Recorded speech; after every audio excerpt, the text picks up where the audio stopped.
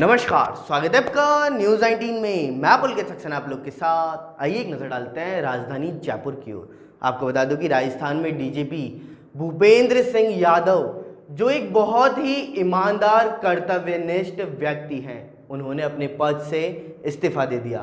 लेकिन एक ऐसे व्यक्ति जिनकी वजह से प्रदेश की पुलिस पूरी तरह से सजग थी, तो उन्हें इस्तीफे देने के बाद में आखिर उस पद पर कौन बैठेगा, आइए एक नज़र डालते हैं पूरी रिपोर्ट की ओर। अपनी बेदाग और ईमानदार छवि के लिए मशहूर आईपीएस अधिकारी डॉक्टर भूपेंद्र सिंह यादव राजस्थान पुलिस महानिदेशक पद से इस्तीफा दे दिया है। उनको आपको बता दूं कि सूत्रों के अनुसार यादव ने 2 सप्ताह पहले ही सीएम को इस्तीफा भेजकर इस पद से मुक्त करने की गुजारिश कर दी थी। इस्तीफे की पेशकश के मुताबिक 30 नवंबर तक यादव इस पद पर रहेंगे, यानी 30 नवंबर तक सरकार को यूपीएससी के जरिए नए पुलिस महानिदेशक के चयन की प्रक्रिया पूरी करनी होगी। साथ ही नए पुलिस महानिदेशक के लिए नियमों के मुताबिक 30 साल की सेवा वाले उन अधिकारियों का एक पैनल यूपीएससी को भेजना होगा जिनका कार्यकाल कम से कम 6 महीने बचा हो। इस लिहाज से 1990 बैच तक के 10 अधिकारियों के नाम राज्य सरकार यूपीएससी को भेजेगी। इन 10 दावेदारों में से यूपीएससी चयन प्रक्रिया के तहत राज्य सरकार को 3 नामों का पैनल भेजेगी। उनमें से एक पर मुख्यमंत्री अशोक गहलोत मुहर लगाएंगे। नियमों के तहत सरकार 1990 बैच तक के अफसरों के नाम भेजेगी। आपको बता दें कि राजधानी जयपुर के साथ साथ राजस्थान में चल रहे पंचायत चुनाव के दूसरे चरण के लिए आज यानी गुरुवार को नाम वापसी का अंतिम दिन है। आपको बता दें कि दोपहर को 3 बजे तक अभ्यर्थी अपना नाम वापस ले सकते हैं। यदि आपके क्षेत्र में भी ऐसे कोई अभ्यर्थी हैं तो उन्हें इससे अवगत जरूर कराएं। राजस्थान के अंदर दूसरे चरण के लिए नाम वापसी का आज अंतिम दिन है। आपको बता दूं कि कार्यक्रम में पंचायती राज चुनाव 2020 के दूसरे चरण में 1028 ग्राम पंचायतों में होने वाले चुनाव के लिए नामांकन पत्र वापस लेने का गुरुवार यानी आज अंतिम दिन बताया जा रहा है। अभ्यर्थी दोपहर 3 बजे तक अपना नाम वापस ले सकते हैं। नाम वापसी के तुरंत बाद बचे हुए प्रत्याशियों को चुनाव चिन्ह आवंटित किया जाएगा। इसके बाद प्रत्याशियों की सूची का प्रकाशन भी कर दिया जाएगा। इसी बीच पहले चरण के चुनाव के लिए प्रत्याशी डोर टू डोर संपर्क करने में जुटे हुए नजर आएंगे। आपको बता दूं कि राज्य निर्वाचन आयोग की ओर से जारी कार्यक्रम के अनुसार दूसरे चरण के लिए 2 अक्टूबर को मतदान दल संबंधित ग्राम पंचायतों के लिए रवाना हो जाएंगे। 3 अक्टूबर को दूसरे चरण का चुनाव होगा। चुनाव के तुरंत बाद मतगणना होगी। मतगणना संबंधित पंचायत मुख्यालयों पर ही होगी। 4 अक्टूबर को उप सरपंचों का चुनाव किया जाएगा। मतदान का समय सुबह 7:30 से 5:30 बजे तक रखा गया है। सुखदेव जी महाराज ने कहा, अगर कोई व्यक्ति अपना कल्याण करना चाहता है तो 3 बातों का अभ्यास करना चाहिए। क्या? तस्मात् भारत सर्वात्मा भगवान ईश्वरो हरि श्रोतव्य कीर्तितव्य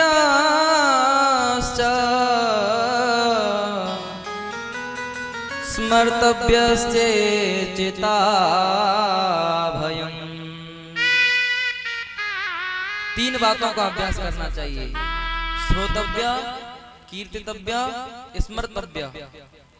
सबसे पहला है सुनना। हम लोग भगवान की कथाओं को सुने, भगवान के भजनों को सुने, भगवान का सत्संग सुने, भगवान की चर्चा सुने। श्रोतव्य, क्योंकि जब तक आप भगवान की लीलाओं को नहीं सुनोगे तब तक आपकी श्रद्धा भगवान में नहीं हो सकती। देखो, अगर हम किसी व्यक्ति की जब तक महानता नहीं जानेंगे, जब तक उनका प्रभाव नहीं जानेंगे, तब तक उनमें हमारी श्रद्धा नहीं हो सकती। अब आपके पास यहाँ पर आकर के प्रधानमंत्री बैठ जाएं और आपको पता नहीं है ये प्रधानमंत्री हैं, तो आप तो फिर वैसे ही बैठोगे ना। आपको क्या पता है कि ये प्रधानमंत्री हैं? जब तक आपको उनका प्रभाव पता नहीं है कि ये प्रधानमंत्री हैं, तब तक आप श्रद्धा नहीं होगी उनके प्रति। जब आपको पता चल जाएगा कि ये प्रधानमंत्री, तो आप श्रद्धा होगी कि हाँ ये प्रधानमंत्री देश के। ऐसे ही जब तक भगवान की लीलाओं को नहीं श्रवण करेंगे, भगवान के बारे में नहीं जानेंगे, तब तक भगवान में श्रद्धा नहीं हो सकती, भगवान में समर्पण नहीं हो सकता, भगवान में प्रेम नहीं हो सकता। और जब भगवान के बारे में हम जान लेते हैं तब भगवान के प्रति श्रद्धा होती है। तो सबसे पहली बात हुई श्रोतव्य। अच्छा, दूसरी बात है कीर्तव्य, कि भगवान का कीर्तन। हमने भगवान की कथा सुन ली और सुन करके हमने इस कान से सुनी, इस कान से निकाल दी, इससे कोई फायदा नहीं है।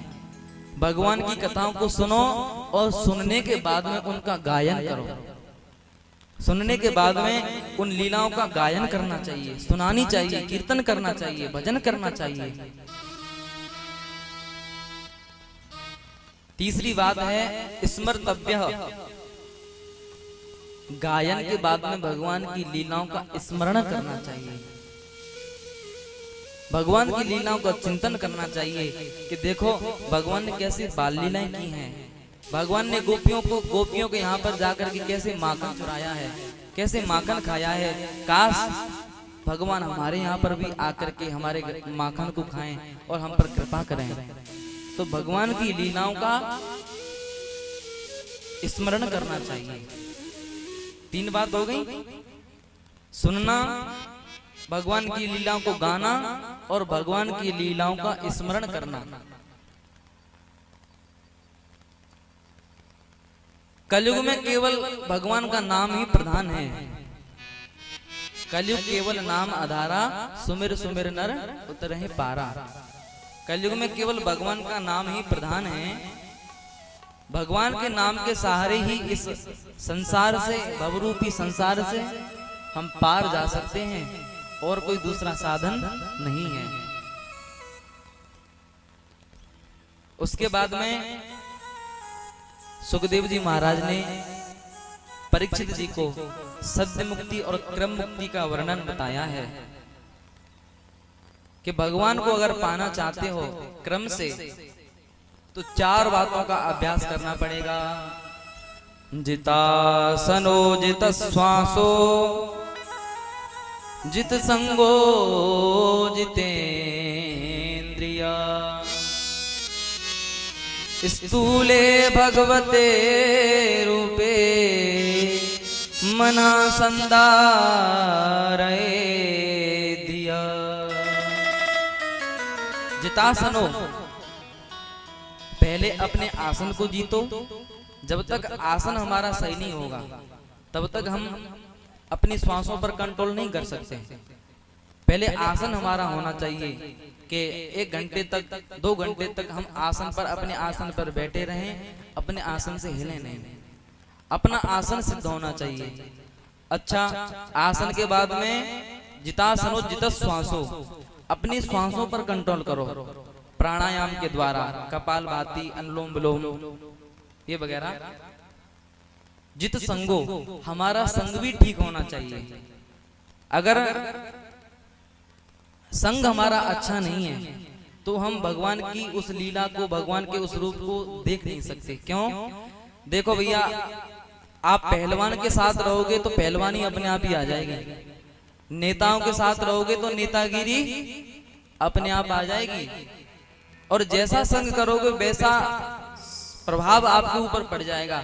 अगर संतों का सानिध्य करोगे तो भक्ति अपने आप ही आ जाएगी, बुलाने की जरूरत नहीं है। महापुरुषों का साथ करोगे तो भक्ति, प्रेम, श्रद्धा, समर्पण अपने आप ही आ जाएगा, लाने की जरूरत नहीं है। तो जित संगो जितेंद्रिय, अपनी इंद्रियों पर कंट्रोल करो। हमारी इंद्रियां हमारे बस में नहीं है। मन कहता है कि आज ये चीज खा लें तो हम वही चीज खाते हैं। मन कहता है कि वहां चलें, फिर हम वही चले जाते हैं। हम जो हैं मन के हिसाब से चलते हैं, अपनी इंद्रियों के हिसाब से चलते हैं। नहीं, ऐसा नहीं होना चाहिए। इंद्रियां हमारे हिसाब से चलें। भैया, ये जो हमारा मन है यही मुक्ति और बंधन का कारण है। मन ही एव मनुष्याणाम कारणम बंध मोक्षयो। हमारी मुक्ति और बंधन का कारण यह हमारा मन है। मन अगर संसार में लगा है तो बंधन का कारण है, और मन अगर परमात्मा के चरणों में लगा है तो मुक्ति का कारण है। देखो चाबी होती है ना, चाबी को इस तरफ घुमा दो तो जो ताला होता है वो बंद हो जाएगा, चाबी को उस तरफ घुमा दो तो खुल जाएगा। ऐसे ही जो हमारा मन है ये भी एक चाबी है। अगर मन को संसार की ओर घुमाओगे तो बंधन हो जाएगा, और परमात्मा की ओर घुमाओगे, संतों की ओर घुमाओगे तो बंधन छूट जाएगा। आपको बता दूं कि यदि किसी व्यक्ति के साथ गलत कार्य होता है या उसके साथ कोई अन्य व्यक्ति गलत कार्य करता है तो वह व्यक्ति खाकी वर्दी के पास जाता है। लेकिन अगर खाकी वर्दी ही उस व्यक्ति के साथ गलत कर ले तो आखिर आम जनता का क्या होगा। ऐसा ही एक मामला जोधपुर में कोचिंग कर रही निम्बाहेड़ा की युवती का सामने आया है, जहां पर कांस्टेबल ने युवती के साथ यौन शोषण किया। आखिर युवती के साथ यौन शोषण क्यों किया गया और इसके पीछे क्या वजह रही होगी, आइए एक नज़र डालते हैं पूरी रिपोर्ट की ओर। चित्तौड़गढ़ जिले के निम्बाहेड़ा इलाके की युवती ने पाली के अभय कमांड सेंटर में तैनात कांस्टेबल के खिलाफ यौन शोषण करने के आरोप में पाली शहर कोतवाली थाने में मुकदमा दर्ज कराया है। रिपोर्ट में आरोप है कि आरोपी 5 साल पहले निम्बाड़ा में तैनात था, जिसने शादी का झांसा लेकर के उससे दोस्ती की, और जब उसका तबादला पाली में हुआ तो वह पाली बुलाकर उससे दुष्कर्म किया। और आरोप यह भी है कि पाली में दुष्कर्म के दौरान आरोपी ने उसके अश्लील फोटो खींचे और वीडियो भी बनाए हैं, जिससे ब्लैकमेल करता रहा और 5 साल तक उसके साथ यौन शोषण भी करता रहा। फिर तो जोधपुर में उप निरीक्षक व सिविल सेवा सर्विस की कोचिंग कर रही है। पीड़ित के परिवार में दुष्कर्म ने ब्लैकमेलिंग में ST/SC एक्ट में मामला दर्ज कर सिटी CO निशांत भारद्वाज को जांच सौंप दी है। कांस्टेबल के खिलाफ गंभीर आरोप, पूरा मामला क्या है? एक्चुअली ये जो प्रेम प्रकाश कांस्टेबल है, प्रेम प्रकाश ये जो अभय कमांड पाली के कार्यरत है, और इनके खिलाफ पीड़िता ने मुकदमा दर्ज कराया है कि प्रेम प्रकाश ने जो चित्तौड़ में पदस्थापित था, जब से इस पीड़िता से ये रिलेशन में है, और अभी हाल ही में इस पीड़िता ने मुकदमा दर्ज कराया है कि प्रेम प्रकाश ने इस पीड़िता को शादी का झांसा देकर इसके साथ जगह जगह 3-4 जगह बलात्कार किया है। इस सिलसिले में कल कोतवाली थाना क्षेत्र में मुकदमा दर्ज किया गया है, जिसकी जांच मेरे पास आई है। फाइल मुझे भी प्राप्त हुई है और निश्चित रूप से इसकी इन्वेस्टिगेशन करेंगे। इसको लेकर कांस्टेबल के खिलाफ कोई कदम उठाया? कांस्टेबल के खिलाफ अभी मेरे पास फाइल रिसीव हुई है, तो इसमें जो भी तथ्य सामने आएंगे उन तथ्यों पर जांच करके आधारित करके उस हिसाब से कार्रवाई की जाएगी। आपको बता दूं, 12 जिले में 11 kV की लाइन डायरेक्ट कर रखी थी, जिसके चलते लोगों को खतरा सर पर मंडरा रहा था। 12 जिले में विद्युतकार द्वितीय जल योजना के भवानी शंकर नागर ने जलदाय विभाग के अधिशासी अभियंता को ज्ञापन देकर सहायक अभियंता डालूराम मेहता द्वारा जान जोखिम में डालने की शिकायत की है। पीड़ित भवानी शंकर नागर ने बताया कि 3 सितंबर को रात्रि को सहायक अभियंता लाडूराम मेहता द्वारा 11 kV की राडे जल जाने के कारण मेन लाइन से एक फेस को डायरेक्ट करवा दिया गया था और प्रार्थी को नहीं बताया गया। 5 सितंबर को सुबह 9 बजे प्रार्थी को जब लाइट का काम बताया गया तो सर्किट डायरेक्ट होने के कारण लाइन नहीं कटी और प्रार्थी के साथ हादसा होते होते बचा। प्रार्थी नागर की करंट से जान भी जा सकती थी। नागर ने बताया कि सहायक अभियंता मेहता कर्मचारियों से अभद्रता से पेश आता है और कुछ कहने पर सस्पेंड करने की धमकी देता है। समय पर कार्यकाल पर भी नहीं मिलते। जब इस संबंध में स्टाफ से पूछा जाता है तो फील्ड में होने की बात कही जाती है। पीड़ित नागर ने कहा कि परिवार और बाल बच्चे हमारे भी हैं, ऐसे में सूचना नहीं देना मेरी जान के लिए खतरा बन सकती थी। नागर ने बताया कि BMC की सदस्यता होने के कारण उनसे रंजीवश ऐसी कार्रवाई की जा रही है। क्या मामला होगा आपके साथ? हमारे सहायक अभियंता श्री डालूराम जी मेहता ने ये जो 11,000 वाली लाइन है रात को 10 बजे लगभग जल गई थी, इसको RCB द्वारा इनको ठीक करवा के और ठीक करवा के मतलब ये डायरेक्ट करवा दिया गया एक पेस और सप्लाई चालू करवा दी गई। मेरे से काम करने के लिए कहा गया तो मुझे दूसरे 2 दिन बाद में पता पड़ा। आप ये सप्लाई का ही काम देखते हैं क्या? हाँ, जलदाय विभाग में इलेक्ट्रीशियन सेकंड के पद पर कार्यरत हूँ। तो ये कब करी थी? ये 3 तारीख को करी थी सब। किसने करवाई डायरेक्ट? ये श्री डालूराम जी मेहता सहायक अभियंता द्वारा करवाई गई। फिर आपको कैसे मालूम पड़ा? 2 दिन बाद में मतलब इसका मेरे को पंप हाउस का काम करना था। उस समय मैंने इसको स्विच को काट के मैं काम करने के लिए जा रहा था। उसी समय मेरे को ये बात ध्यान आ गई। मैंने कहा देखा इसको लाइन तो देखें दोबारा, तो उसमें एक पेस्ट डायरेक्ट लगा हुआ था। अच्छा, तो आपको किसी ने बताया नहीं? नहीं, किसी ने भी नहीं बताया, ना तो कोई कर्मचारी ने बताया, ना कोई अधिकारी ने बताया, जबकि मेन जिम्मेदारी अधिकारी की है सर। तो आईएन साहब ने नहीं बताया? हाँ, आईएन साहब ने कुछ नहीं बताया कि मेरा कोई ये नहीं है, मैं भूल गया, यूँ और कहा मैं भूल गया। अगर आप उसको दोबारा नहीं देखते तो फिर मेरे साथ घटना घटती सही जो जायज़ है। तो मतलब आप आईएन को जिम्मेदार ठहरा रहे हैं? हाँ, जाइए नहीं, आईएन जिम्मेदार है साहब, वो हमारा दनी दोरी तो वही है हमें सारी देख रेख करता है। जाइए नहीं, यहाँ कोई है ही नहीं। आईएन की लापरवाही। तो असली के उपखंड लालसोट से बड़ी खबर सामने आई है। आपको बता दूं कि भय मुक्त हो मतदान। जी हाँ, पुलिस ने जनता को दिया है संदेश कि भय मुक्त मतदान किया जाए। आपको बता दूं कि पंचायत चुनाव को लेकर के प्रशासन अलर्ट होता हुआ नजर आया है। साथ ही लोगों को भय मुक्त होकर शांतिपूर्ण करें मतदान, इसकी सलाह भी दी गई। आपको बता दूं कि लालसोट पुलिस ने फ्लैग मार्च कर यह संदेश दिया है।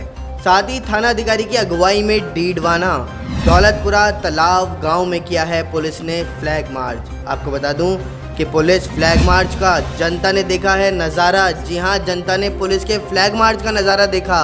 साथ ही पुलिस के कदमताल की ध्वनि भयमुक्त मतदान का दे रही है संदेश। आपको बता दूं कि दौसा जिले के अंदर किसानों का अनिश्चितकालीन धरना प्रदर्शन आज 50वें दिन भी जारी रहा। दौसा जिले के उपखंड मुख्यालय रामगढ़ पचौरा सहित क्षेत्र के गांव बाड़मुड़िया, रामपुरा, बड़कापारा, निर्झरना, श्रीमा, बिडोली, निजामपुरा, अरनिया कला, ढोलावास, राहुवास और झोपड़ियान में किसानों का 50वें दिन भी अनिश्चितकालीन धरना जारी रहा। वहीं क्षेत्र के किसानों ने पुलिस प्रशासन पर गहरा रोष प्रकट करते हुए जिला बाड़मेर में जो अभद्र व्यवहार पुलिस ने किसानों और महिलाओं के साथ किया, उसका किसानों में रोष व्याप्त है। इस मामले को लेकर भारत भूमि बचाओ संघर्ष समिति के बैनर तले जिला अध्यक्ष हनुमान सिंह के नेतृत्व में किसानों ने मुख्यमंत्री के नाम पुलिस अधीक्षक दौसा को ज्ञापन सौंपा है। ज्ञापन में बताया कि भारतमाला परियोजना 754 के एवं दिल्ली मुंबई एक्सप्रेस हाईवे में सोमवार को बाड़मेर के मिठूजा में किसानों और महिलाओं के साथ पुलिस द्वारा जो अत्याचार किया गया, उसकी किसानों ने घोर निंदा की है। वहीं ज्ञापन में मुख्यमंत्री से अपील करते हुए कहा गया कि पुलिस के द्वारा जो किसानों पर अत्याचार किया गया, उसका संज्ञान लिया जाए। वहीं दूसरी तरफ मुख्यमंत्री को चेतावनी देते हुए किसानों ने कहा कि संज्ञान नहीं लेने की दिशा में उग्र आंदोलन को अंजाम भी दिया जाएगा। आपको बता दूं कि भारत भूमि बचाओ संघर्ष कमेटी के जिला अध्यक्ष हनुमान सिंह राजपूत बड़कापाड़ा ने बताया कि राजस्थान सरकार के उद्योग मंत्री प्रसादी लाल मीणा के क्षेत्र में किसानों का धरना प्रदर्शन जारी रहे, मगर मंत्री ने आज तक किसानों की सुध नहीं ली। उन्होंने चेतावनी भरे स्वर में कहा कि अब किसान जाग गया है। अगर किसानों की समस्याओं का हल नहीं हुआ तो आगामी दिनों में उद्योग मंत्री प्रसादी लाल मीणा के निवास स्थल पर धरना प्रदर्शन किया जाएगा।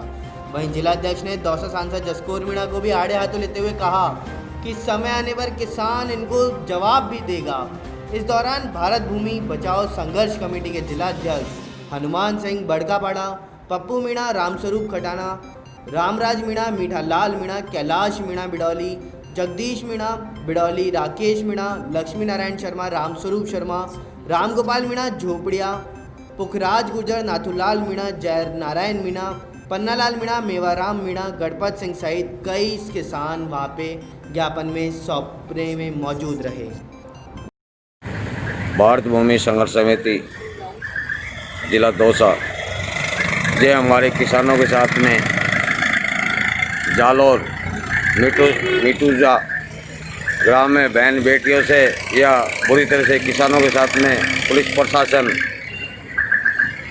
ने अत्याचार किया है, उसी मामले को लेकर हम दौसा एसपी कार्यालय में परिवाद दर्ज कराए हैं। भारत भूमि बचाओ संघर्ष समिति जिला अध्यक्ष हनुमान सिंह राजपूत बड़कापाड़ा। सिरोही के अंदर आबू रोड में गुजरात बॉर्डर के पास मालव चौकी पर शराब से भरा ट्रक पकड़ा।